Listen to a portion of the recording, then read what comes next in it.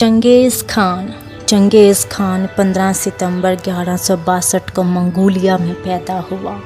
چنگیز کے والد نے چنگیز کا نام تموجن رکھا تھا۔ چنگیز کا باپ ایک چھوٹے سے قبیلے کا سردار تھا۔ جب تموجن 9 برس کا ہوا تو مخالف قبیلے کے لوگوں نے اس کے والد کو قتل کر دیا، جس کے بعد اس کے اہل خانہ کو بہت سی مشکلات اور آزمائشوں کا سامنا کرنا پڑا۔ ابھی تموجن نے نوجوانی کے میدان میں قدم رکھا ہی تھا کہ مخالف قبیلے کے افراد نے اسے قید کر لیا اور فرار ہونے کی تمام کوششوں کو ناکام کرنے کے لیے اس کی گردن پر لکڑی کا ایک شکنج کس دیا۔ اس وقت کون یہ کہہ سکتا تھا کہ ایک بنجر زمین کے قید خانے میں بے بسی کی تصویر بنا ہوا یہ شخص ایک دن روئے زمین کا طاقتور ترین انسان بن کر ابھرے گا۔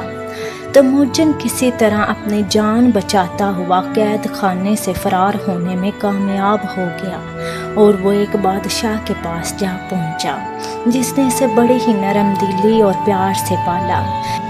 بس یہیں سے تموجن کی کامیابی کا آغاز ہوا۔ اس نے آہستہ آہستہ اپنے تمام قبائلی حریفوں کو شکست دے دی اور منگولوں کا قائد بن گیا۔ 1206 میں منگول سرداروں کے ایک جرگے نے تموجن کو چنگیز خان کا خطاب دیا۔ داخلی مسائل سے مقابلہ کرنے کے بعد چنگیز کا رخ ہمسایہ ممالک کی طرف ہوا۔ چنگیز خان نے کئی سلطنتیں فتح کی۔ چنگیز خان اور خوارزم شاہ کے درمیان مخالفت پیدا ہو گئی۔ چنگیز 1219 میں خوارزمی سلطنت پر حملہ آور ہوا۔ اس کی فوج نے ایران اور وسط ایشیا کو بڑی بری طرح روند ڈالا۔